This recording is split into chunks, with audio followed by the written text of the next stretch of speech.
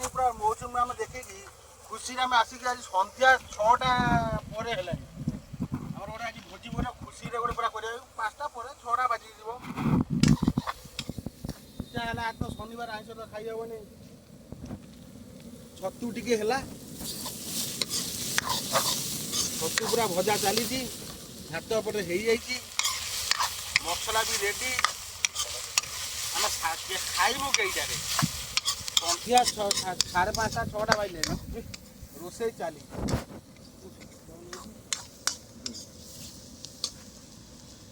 भात भी रेडी हो गला भात पूरा रेडी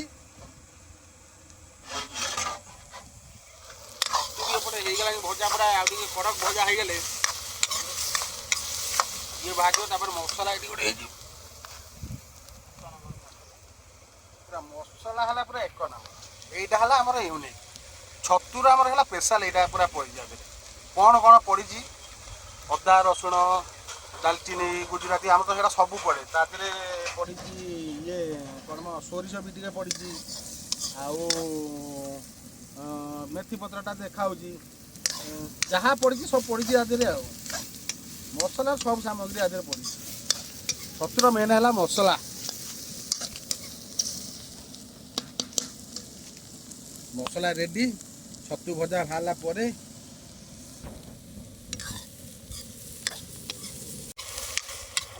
भोजी मेन माने नई पानी बढ़ला आम आइलु 5टा बेले आम कहलु भोजी हम लोक हसुच्च आम सब लोक देखी कौन यही जाऊ खाइब के संध्या नई वर्षा पानी शह शह बढ़ुची आमर कि भोजी क्या चल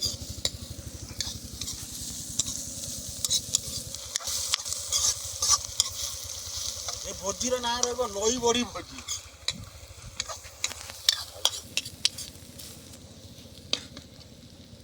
छतु एबे हो गला बाहर करदला गोटे पत्र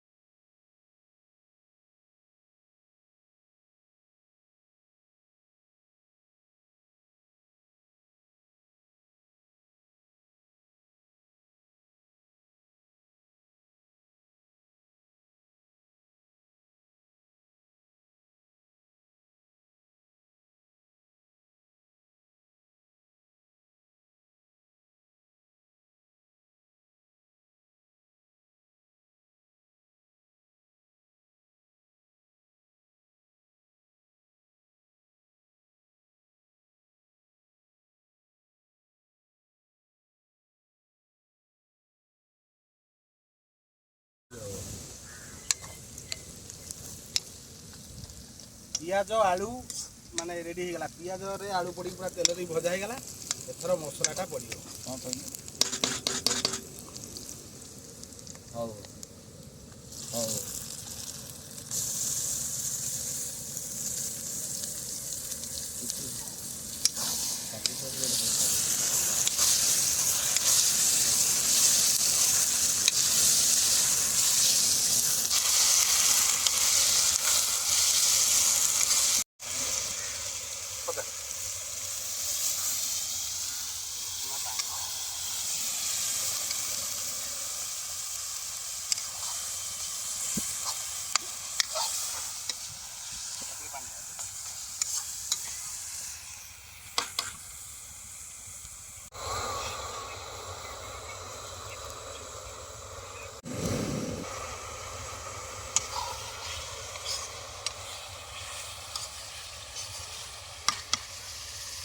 मेन है मसला मसला कषाटा परफेक्ट हो तार कहना सी अलरेडी छणा हो पूरा भजा हो रही मसलाटा पूरा कढ़ा कषा हो गले तो छतु हो छतु पड़ो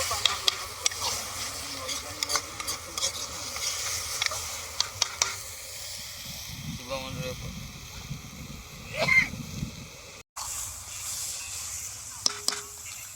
ମସଲା ପୁରା ଏବେ ରେଡି। ମେନ୍ ବା ମସଲା କଷାଟା ଟାଇମ୍ ଲାଗିବ, ପୁରା ଅଧଘଣ୍ଟା ଲାଗିଲା ମସଲାଟା କଷାଟା। ମସଲା କଷା ହେଇଗଲା, ଏବେ ଛତୁ ପଡ଼ିବ। ଛତୁ ପଡ଼ିବ ମାନେ 10-15 ମିନିଟ୍ ଛତୁ ହେଇଯିବ।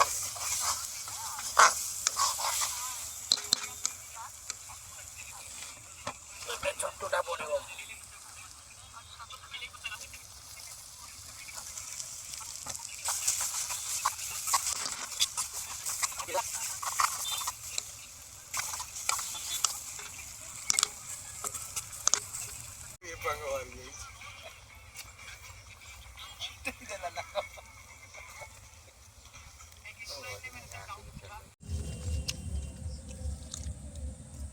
ସବୁଥର ଭୋଜି ଏଥର ଗୋଟେ ଅଲଗା ପ୍ରକାର ନିଆରା ଭୋଜି।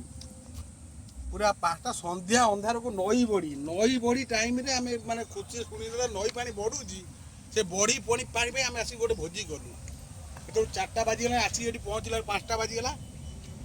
ଏନେ ବି ଆମେ ଜିଦି ଶନିବାର ହଉ ଯାହା ହଉ ଆମେ ତ ଛତୁ ଟିକେ କରି କିଣିକି ଆଣିକି ଛତୁ ସହିତ ଭାତଟେ କରିକି ଖାଇଲୁ। କିନ୍ତୁ ଭୋଜି ଖାଇବୁ ଆଜି, ଏଟା ଭୋଜିର ନାଁ ରହିବ ନଈ ବଢ଼ି ଭୋଜି। ଏବେ ଖାଇଦେବା। ହେଇଗଲାଣି ହଉଛି ଭୋଜି ଖାଇବାଟା। 5:30ଟାରେ ଆସିଥିଲୁ, ଏବେ 6:30 6:45 ହେଇଗଲାଣି। ଅନ୍ଧାର ବି ହେଇଗଲାଣି। ଫ୍ଲାସ୍ ଲାଇଟ୍ ଏବେ ଖିଆ ଆରମ୍ଭ ହେଇଯିବ। ଛତୁ ପୁରା ଗରମ। ଓ ପକେଇଲୁ ଏଇଠି କ'ଣ କଲୁ? ଜବର ପକେଇ ଲୁଣଟା ଦେନି ସେପଟୁ। ଓ ମସ୍ତ ହେଇଛି।